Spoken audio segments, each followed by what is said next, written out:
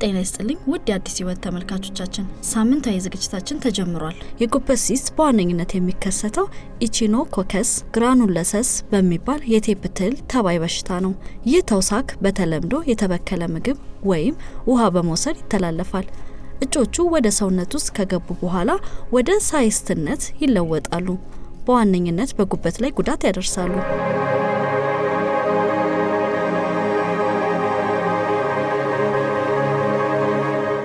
ሲስት የምንለው በተለያዩ የሰውነታችን ክፍል ላይ ሊከሰት ይችላል።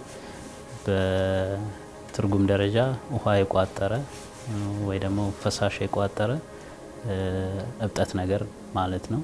ይህም በተለያዩ የሰውነታችን ክፍል ሊከሰት ይችላል። በተለይም በኩላሊት፣ በማህፀን በተለምዶ በብዛት የሚታወቀው እሱ አይነት ሲሆን ከዚህ ውጪ በሳምባ ላይ ሊከሰት ይችላል፣ በጉበት ላይ ሊከሰት ይችላል፣ እንዲሁም አንዳንዴ በጭንቅላት ውስጥም ሊከሰት ይችላል።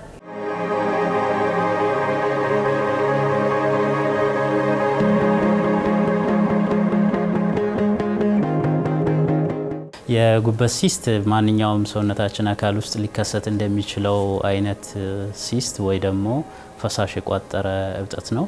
ይህም በተለያዩ የጉበት ክፍል ላይ ሊከሰት ይችላል። መጠኑ አነስም ሊል ይችላል፣ ትልቅም ሊሆን ይችላል። የተለያዩ መንስኤዎች ሊኖሩት ይችላሉ። በአጠቃላይ ግን በጉበት ላይ ሊከሰት የሚችል ውሃ የቋጠረ ኦር ፈሳሽ የቋጠረ እብጠት ነክ ነገር ማለት ነው።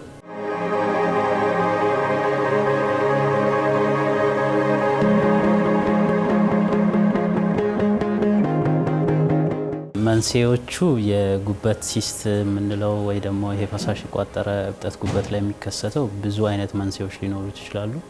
አንደኛውና የመጀመሪያው መንስኤ ብዙም ጊዜ በኮንጀኒታል ወይ ደግሞ በተፈጥሮ ሰዎች ላይ ሊከሰት የሚችለው አይነት ነው። ይሄኛው ብዙ ጊዜ ትናንሽ ነው የሚሆነው። መጠኑ በብዛት አንድም ሊሆን ይችላል፣ በዛያም ሊሆን ይችላል። ብዙም ጊዜ ስሜት የሌለው አይነትና በአጋጣሚ የሚገኘው አይነት ነው የሚሆነው። ሁለተኛው መንስኤ ደግሞ አንዳንዴ በፓራሳይቲክ ኢንፌክሽን የምንለው ወይ በተለይ ደግሞ በሀገራችን በጣም ኮመን የሆነው አይነት ሃይዳቲድ ሲስት ብለን የምንጠራው ሰዎች ከውሻ ጋር ሊሆን ይችላል፣ ከቤት እንስሳት ጋር ሊሆን ይችላል፣ ንክኪ በሚኖራቸው ወቅት የሚከሰተው አይነት ነው። ሶስተኛው ደግሞ ከዘረመል ወይ ደግሞ በተፈጥሮ ከቤተሰብ የሚተላለፍ አይነት ሊሆን ይችላል። ወይ ደግሞ ፖሊሲስቲክ ኪድኒ ፖሊሲስቲክ ሊቨር ሲስት የምንለው ብዙ ጊዜ ከኩላሊት ሲስት ጋር የተያያዘ ኦር አብሮ ሊከሰት የሚችለው አይነት ታይፕ ይሆናል። አንዳንዴ ደግሞ ሰዎች በተለያየ ትራውማ ወይ ደግሞ በአደጋ ምክንያት በጊዜ ሂደት የሚከሰት አይነት ሲስት አለ።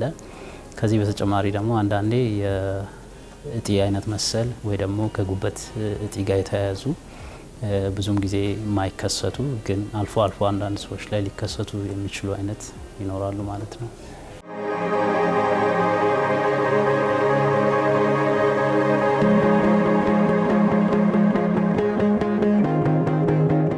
ይሄኛው እንዳልኩ በሀገራችን ብዙ ጊዜ የሚከሰተው አይነት ሃይዳቲድ ሲስት የምንለው ሲሆን በአብዛኛው በአርብቶ አደር አካባቢ በሀገራችን አርብቶ አደር አካባቢዎች የሚገኝ ነው። ምንድነው የሚሆነው? ኖርማሊ ይሄ ፓራሳይት ኢቺኖኮከስ ግራኑሎሰስ ብለን በላቲን የምንጠራው ብዙ ጊዜ የሚገኘው የውሾች አንጀት ላይ ነው የሚሆነው።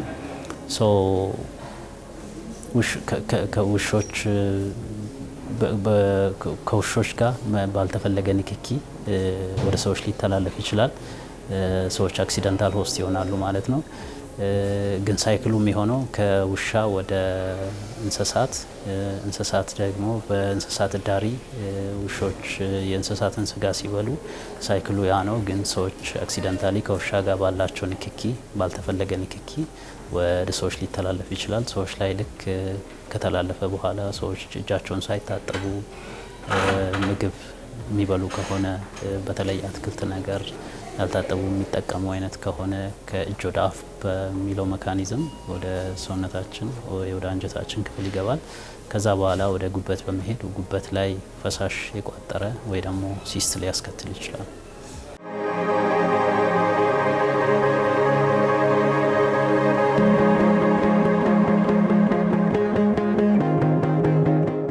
በብዛት ከ70 እስከ 80 ምናልባትም ከዛ በላይ የሚሆነው ፐርሰንት ላይ ምልክት አይኖራቸውም። ምን ማለት ነው? ሰዎች በአጋጣሚ በተለያዩ ምክንያት ለተለያዩ ምክንያት አልትራሳውንድ ሲነሱ ወይ ሌሎች ምርመራዎችን ሲያደርጉ በአጋጣሚ የምናገኘው አይነት ነው የሚሆነው።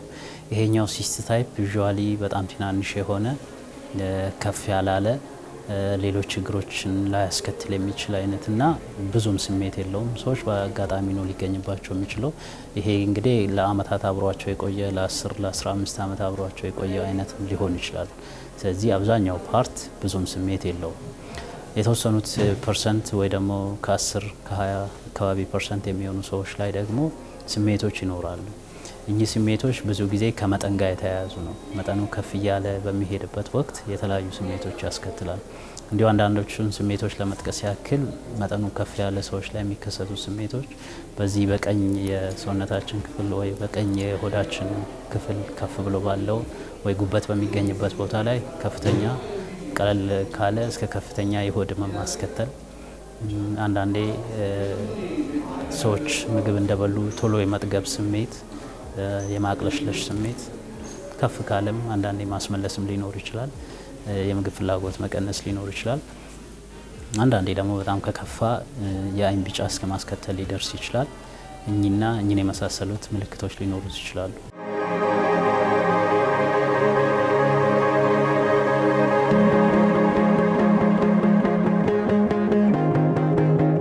ቤዚካሊ የጉበት ካንሰርና የጉበት ሲስት የተለያዩ ነገሮች ናቸው። አብዛኞቹ የጉበት ሲስቶች የጉበት ካንሰር አይደሉም። ወደ ጉበት ካንሰር የመቀየር እድላቸውም በጣም ጠባብ ነው። ግን ምልክቶቹ ሊቀራረቡ ይችላሉ። ለምሳሌ የጉበት ካንሰር ያለበት ሰው ሆዱ ቶሎ ሊጠግብ ይችላል። ምግብ እንደበላ የምግብ ፍላጎት ሊቀንስ ይችላል። በዚህ በቀኝ በኩል ህመም ሊኖረው ይችላል። ግን የጉበት ካንሰር ሲሆን ከዛም ያለፉ ስሜቶች በጣም የጎሉ ይሆናሉ። ለምሳሌ ከፍተኛ የክብደት መቀነስ ሊኖር ይችላል። አይን ቢጫ መሆን ሊኖር ይችላል። ከዚህ ውጪ አልፎ አልፎ ትኩሳት ሊኖራቸው ይችላል። እንደዚህ አይነት ስሜቶች የጎሉ ነው የሚሆኑት። ይሄ ነው ልዩነታቸው። አልኮል የስ ኦፍ ኮርስ ጉበትን ሊጎዳ ይችላል። ግን አልኮል የሚጎዳው የጉበትን የውስጥ የስራ አካሄድ ነው የሚጎዳው።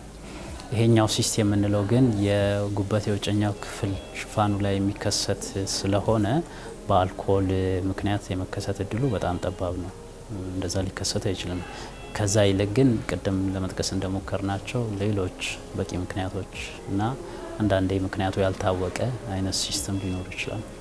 ቫይረሶቹ ኮመንሊ ብዙ የሄፓታይተስ አይነት ቫይረሶች አሉ። ኤ፣ ቢ፣ ሲ፣ ኢ ብለን የምንጠራቸው በብዛት ሰዎች ላይ ለከፍተኛ አደጋ የሚያዳርሱት እኚህ ሄፓታይተስ ሲ እና ሄፓታይተስ ቢ የምንላቸው ቫይረሶች ናቸው። እነኚህ ቫይረሶች ግን ሊያስከትሉ የሚችሉት ሲከፋ የጉበት ካንሰር ነው ሊያስከትሉ የሚችሉት እንጂ ከጉበት ሲስት ጋር ብዙም የተዛመደ ግንኙነት የላቸው።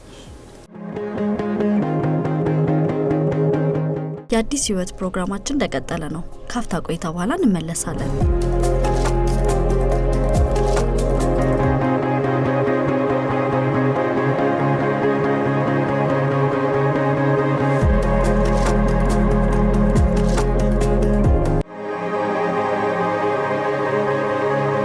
ሌሎች ምክንያቶች እንደ ጂኦግራፊያዊ አቀማመጥ፣ አንዳንድ የግብርና ልምዶች እና በበሽታ ከተያዙ እንስሳት በተለይ ውሻ ጋር የቅርብ ንክኪ ሊካተቱ ይችላሉ። ከነዚህ ጋር ተያይዘው የሚመጡ ችግሮችን ለመከላከል ቀደም ብሎ ማወቅ እና ሕክምና ማድረግ ወሳኝ ነው። ምርመራዎቹ መጀመሪያ አካባቢ ለመግለጽ እንደሞከርኩት አብዛኞቹ ታካሚዎች በአጋጣሚ ነው ሊገኝባቸው የሚችለው። ግን አንዳንዴ በዚህ በቀኝ በኩል ያላቸው ስሜቶች ምግብ ቶሎ ያለመፈጨት ስሜት፣ ቶሎ መጥገብ፣ እንደዚህ አይነትና የተለያዩ ስሜቶች ሲኖሩ እናሰራላቸው ምርመራዎች አሉ። ከዚህ ምርመራዎች የመጀመሪያውና ቀዳሚው ብዙም ጊዜ የምናሰራላቸው አልትራሳውንድ ነው። አልትራሳውንድ ጥቅሙ ምንድነው ሊሆን የሚችለው?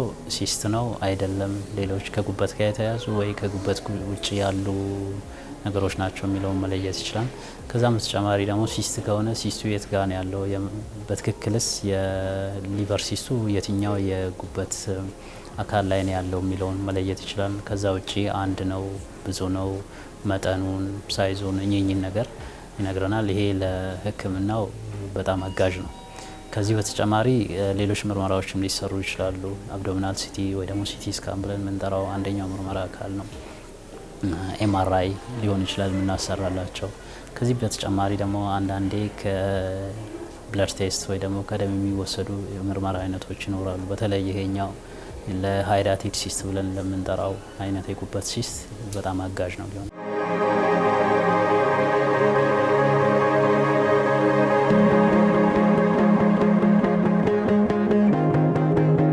ሕክምናዎቹ ዘርፈ ብዙ ናቸው። ብዙ ጊዜ ግን ስሜት ለሌላቸው በአክሲደንታሊ ለተገኙ መጠናቸው ትንሽ ለሆኑት እና ሌሎች ችግሮችን ኤክስክሉድ ካደረግን ለምሳሌ ካንሰር ያልሆኑ አይነትና ፒውርሊ ሲምፕል ሲስት የምንላቸው አይነት ከሆኑ ብዙ ጊዜ ሕክምና ምንም አይነት ሕክምና አንሰጣቸውም። ምንድነው የምናደርገው? እነኚህ አይነት ሰዎች በጊዜ ሂደት ፎሎ አፕ ላይ መኖር አለባቸው። በየጊዜው ክትትል ማድረግ አለባቸው። በክትትል ወቅት መጠኑ እየጨመረ ነው የሚለውን ማየት እንችላለን።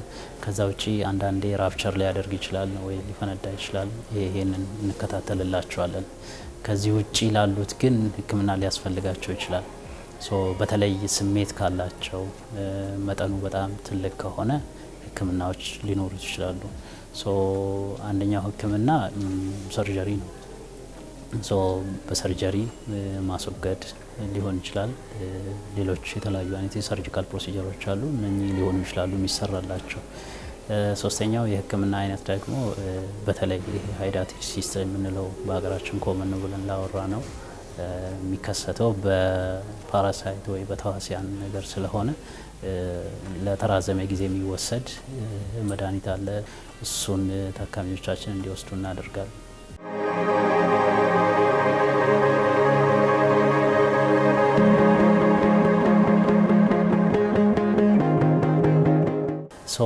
በመጀመሪያ ደረጃ ቀዶ ጥገና የመጨረሻው አማራጭ ነው ሊሆን የሚችለው በሌሎች መንገዶች የማይስተካከል ከሆነ ነው። ግን ድጋሚ ስላለማከሰቱ ጋራንቲ ሊሆን አይችልም። ቀዶ ጥገና ግን በቀዶ ጥገና ወቅት ሲስቱን ሙሉ በሙሉ ማስወገድ ይቻላል። ከቀዶ ጥገና በመለስም ግን በተለያዩ ፕሮሲጀሮች በተለይ የአልትራሳውንድን በመጠቀም በመርፌ ከውስጡ መቅዳት ድጋሚ እንዳይከሰት ሌሎች ኬሚካሎችን ውስጥ መውጋት ወይ ደግሞ ፔር የምንለው አይነት ፕሮሲጀር አንዱ አካል ነው። ግን ያንተን ጥያቄ ለመመለስ ያክል ቀዶ ጥገና በወቅቱ የተከሰተውን ሲስት ሙሉ በሙሉ ማስወገድ ይቻላል። ግን ድጋሚ ሌላ ሲስት ላለመያዝ ግን ዋስትና ሊሆን አይችልም።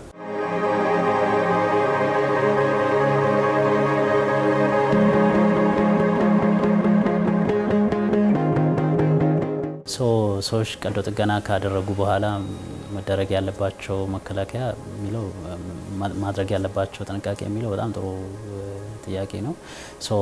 ይሄ ግን ዲፔንድ የሚሆነው የኦፕሬሽኑ አይነት፣ ኦፕሬሽኑ ለምንድን ነው የተሰራው የሚለው ነገር በጣም ማተር ያደርጋል። በተለይ ለሲስት ከሆነ የተሰራው ኦፕሬሽን ብዙ ጊዜ የጉበት የውስጠኛው ክፍል አይከፈትም። ከላይ ያለው የጉበት ክፍል ላይ ነው በብዛት ሲስቱ የሚኖረው፣ እሱ ነው የሚወገደው። ምን ማለት ነው? ያን ያክል የከፋ ከኦፕሬሽን ጋር የተያያዘ ችግር ይከሰታል ብለን አንጠብቅም። ስለዚህ እንደ ማንኛውም ኦፕሬሽን ሰዎች ማድረግ ያለባቸውን ጥንቃቄዎች ማድረግ አለባቸው። እንቅስቃሴ፣ ቀለል ያለ እንቅስቃሴ ማድረግ አለባቸው። ምግብ መብላት አለባቸው። ኢንፌክሽን እንዳይከሰት የተለያዩ ጥንቃቄዎችን ማድረግ አለባቸው። እኚህን የመሳሰሉ ጥንቃቄዎች ማድረግ ይችላሉ።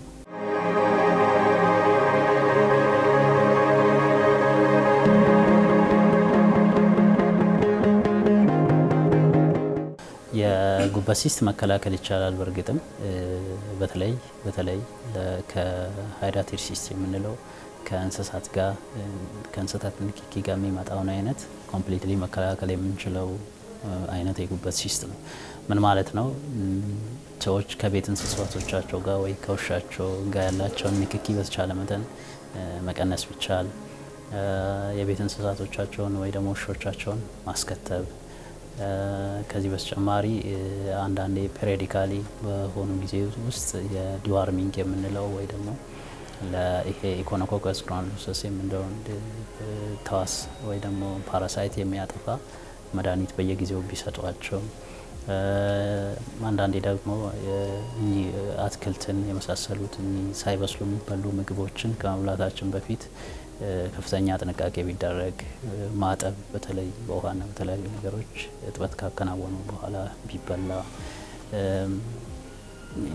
ጥሬ ስጋ አንዳንዴ በተለይ ያልተከተቡ ከብቶችን ጥሬ ስጋ መቀነስ ቢቻል ወይ ደግሞ ማስከተብ ከብቶችን ቢቻል እንደዚህና ሌሎች በማድረግ መከላከል ይቻላል።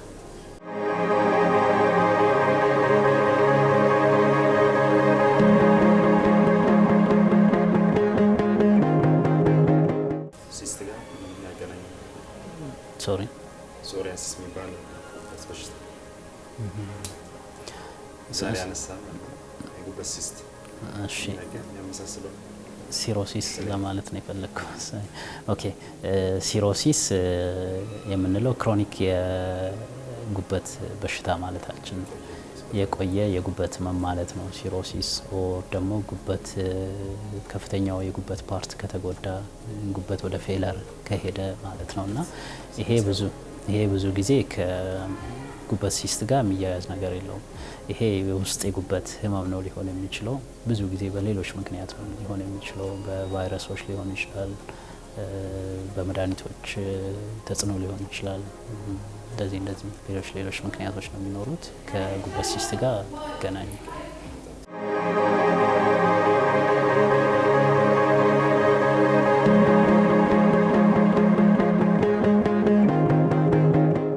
በአጠቃላይ ሰዎች የጉበት ሲስት አለባቸው ሲባል ያን ያክል መፍራትና ፓኒክ መሆን የለባቸውም። አብዛኞቹ የጉበት ሲስቶች ችግር የሚያስከትሉ አይነት አይደሉም። አብዛኞቹ የጉበት ሲስቶች መጠናቸው ትንሽ ነው። አብዛኞቹ የጉበት ሲስቶች ሊከሰቱ የሚችሉት የዘር ባልታወቀ ምክንያት ሊሆን ይችላል፣ ወይ ደግሞ ቅድም በጠቀስናቸው አንዳንድ ምክንያቶች ሊሆን ይችላል። ዞሮ ያን ያክል የሚያስፈራ አይነት አይደለም። መጠኑ ከፍ እያለ ከሄደ ወይ ስሜቶች ማስከተል ከጀመረ ግን ወደ ሕክምና ሄዶ መመርመር የምርስ የጉበት ሲስት ነው አይደለም፣ መጠኑስ ምን ያክል ነው፣ ምን አይነት ታይፕ ነው፣ ከምን የመጣ ነው የሚለውን ነገር ማወቅ አለባቸው። ከዛ በኋላ ግን በተለይ ስሜት ካስከተለ መጠኑ በጣም ከፍተኛ ከሆነ የተለያዩ የሕክምና አማራጮች ስላሉ ሰዎች ወደ ሕክምና ሄደው እንዲመረመሩ እመክራለሁ። ከዚህ ውጭ ግን በእኛ ሀገር እንዳልኩት ኮመን የሆነው ወይ ደግሞ በተለይ እኛ አርብቶ አደር አካባቢ ባሉ ነዋሪዎች ላይ በጣም ኮመን የሆነውን የአዲያቲስ ሲስት የምንለውን ግን መከላከል ቢቻል ከውሾችና ከቤት እንስሳት ጋር ያላቸውን ንክኪ መቆጠብ፣ ምግቦችን ንጽህና መጠበቅ፣ ጥሬ ስጋ ያልተከተቡ ከብቶችን መብላት ማቆም ቢቻል ወይ ደግሞ ከብቶቹንም ውሾችንም ማስከተብ ቢቻልና እንደዚህ መከላከል ቢቻል መልካም ነው ብዬ አምናለሁ።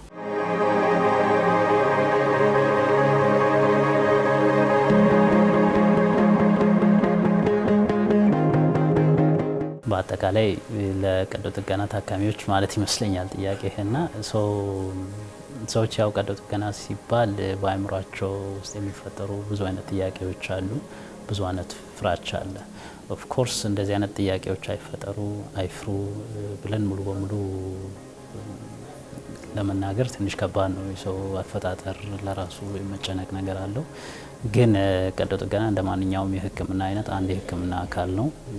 አንዳንድ ሕክምናዎች ኦር አንዳንድ በሽታዎች ከቀዶ ጥገና ውጪ ላይ ታከሙ ይችላሉ እና ግዴታ የሚሆንበት አጋጣሚዎች በጣም ብዙ ናቸው ማለት ነው። ፍራቻን አንደኛው ማስወገድ ያለባቸው ከሐኪሞቻቸው የኦፕሬሽን ከሚሰራው ሐኪም ጋር ግልጽ መወያየት አስፈላጊ ነው የሚሆነው። ጥያቄዎች ሊኖራቸው ይችላሉ። ሰዎች በኦፕሬሽኑ ወቅት ሊከሰቱ የሚችሉ ከኦፕሬሽኑ በኋላ ምን ሀፕን ሊያደርግብኝ ይችላል ብለው ብዙ አይነት ፍራቻዎች አሉ። እነዛን ፍራቻዎች ግን ከሐኪም ጋር በመነጋገር ኦፕሬሽን ከሚሰራው ሐኪም ጋር በመነጋገር ማስወገድ ይቻላል። ቅድመ ጥንቃቄዎች ማድረግ ያለባቸው ቅድመ ጥንቃቄዎች መደረግ አለባቸው። ከዛ ውጭ ደግሞ ከኦፕሬሽን በኋላ